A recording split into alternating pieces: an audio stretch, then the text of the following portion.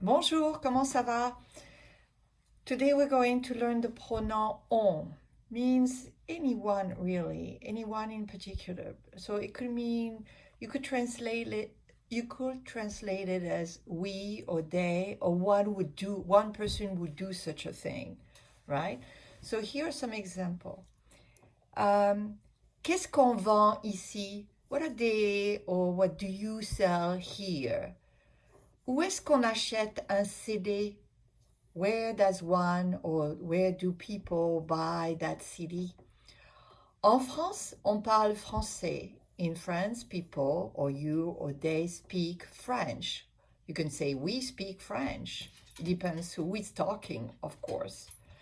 So on is a word, a pronoun that help anyone talking about anything that is not very particular, a general term.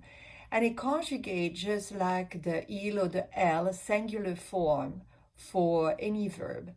On travaille beaucoup. So travail is just a e. On finit will be it.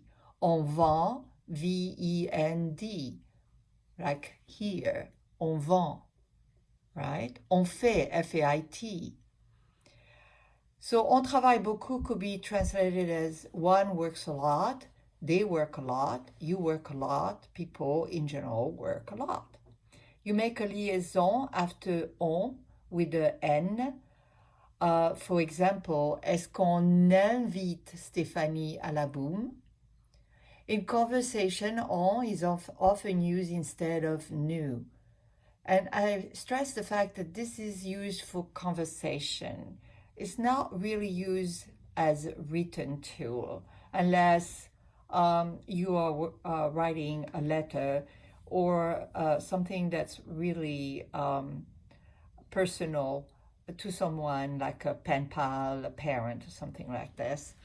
Est-ce qu'on dîne à la maison? Are we having dinner at home? Non, on va au restaurant. No, we're going to the restaurant. So when you are doing this activity, we'll do another one on the Zoom. This one you can do at home. It's easy to figure out. À Acapulco, on parle espagnol. À Québec, on parle français. À Boston, on parle oui, anglais. À Madrid, on parle oui, espagnol. À Bruxelles, that's a hard one because every time I go to Bruxelles, they speak all languages. They're amazing people. À Bruxelles, on parle français, but that depends which part of Bruxelles. But usually it's français. À Genève, on parle français. Again, same thing. Genève has different districts. À Tokyo, on parle japonais. So now we're going to review the verbs in DRE. So we learned this in 6th grade. And you know that we're going to take the RE only. And remember those verbs in DRE, they call them RE, but they should be really called DRE. And the reason they call them here RE is, I'm not sure, but I think it's because they want you to remember to just stop the RE. But there are a lot of verbs that end in RE that are very irregular, like faire and être and many more. So let's look at those regular, and we will go over some of the list that you need to remember mostly. So we have je vends, you take the RE and you have an S, same thing with the tu. With the il, on, or remember the on that we just learned, the on, the L or the il is just a D.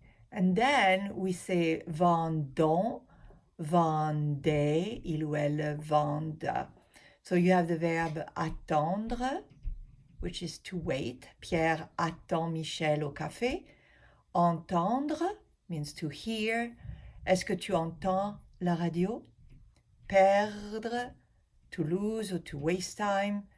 Jean-Claude perd le match. Rendre visite à, to visit a person. Je rends visite à mon oncle. Répondre à, to answer. Nous répondons à la question du prof. Vendre, to sell, is à qui vends-tu ton vélo?